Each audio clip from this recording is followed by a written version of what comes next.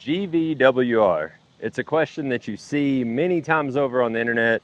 We've discussed it a handful of times in our previous videos, but we wanted to readdress it from a different way, maybe a different perspective today, in the light more of CDL and non-CDL. Again, in your research, you'll see that it goes both ways. You'll see folks talking about CDL and when it's needed, and then non-CDL and how do I run non-CDL because I don't want to do the investment of getting a CDL or commercial driver's license.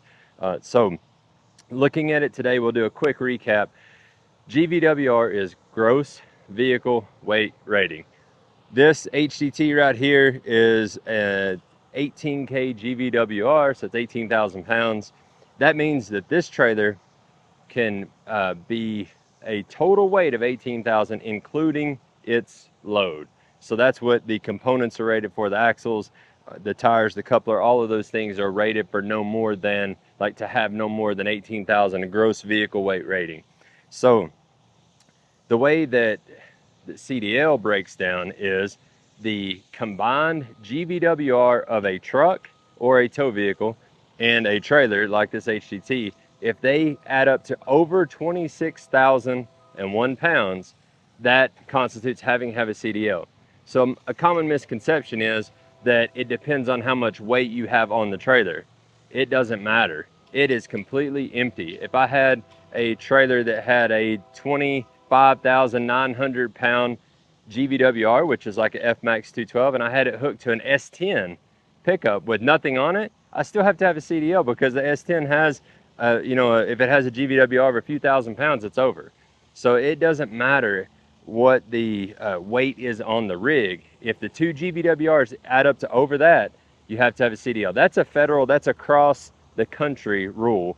There are some states that actually have an addendum or an add-on to that, that one trailer with a GVWR of over 10,000 pounds, so anything that has, two 7K axles pretty much, would require a commercial driver's license. So for instance, I know one state off the top of my head, California, is definitely one of the states that it's that combined rule, but also the single trailer or single towed item, towed vehicle that has a GVWR of over 10,000, you have to have a CDL.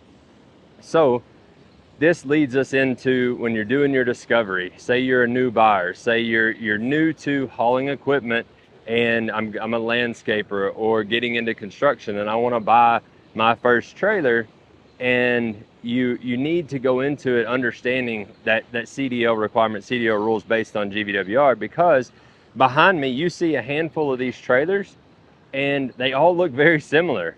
If you didn't know and you went into it, I would say that, the construction, the way they appear, is very similar. I don't know the difference, but you need to ask those questions to your dealer.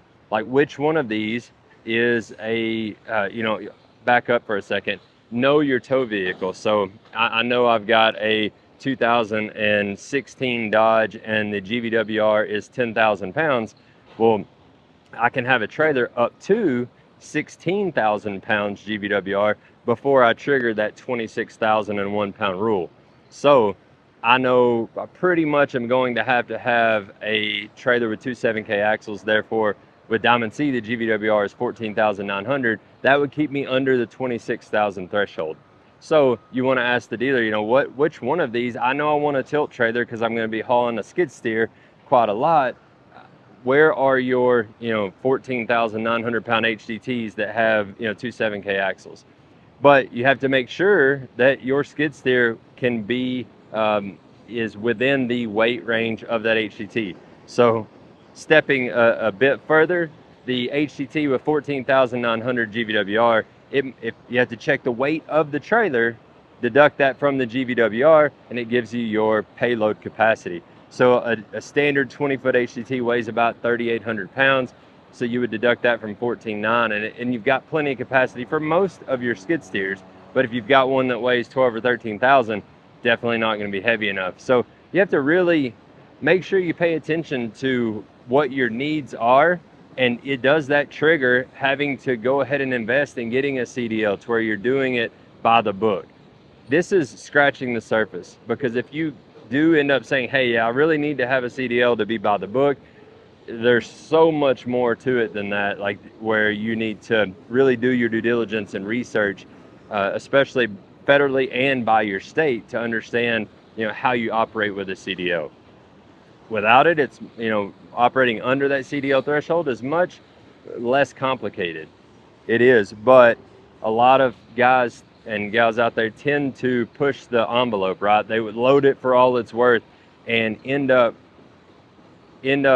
shortchanging themselves and wearing suspension components out and wearing their equipment and their trucks out because they simply wanted to avoid having to do the CDL route. So I know that's a lot to take in, but my main encouragement would be do your homework on what your mission is, what the mission is of your business, what you need to be able to accomplish, the size of equipment, and then start studying those GVWRs and really understand what you're going after. Because unfortunately, I've seen it many times over the years where an individual super excited about being in business, and I applaud that. Like, I love that entrepreneurial drive, but they go out and they spend premium money and investment on a truck and a trailer and a piece of equipment only to find out that they are technically illegal. Technically, they're supposed to have a CDL. And I'm here to tell you, if you get pulled over with no CDL and have a rig that it should have it, man, it's expensive quick.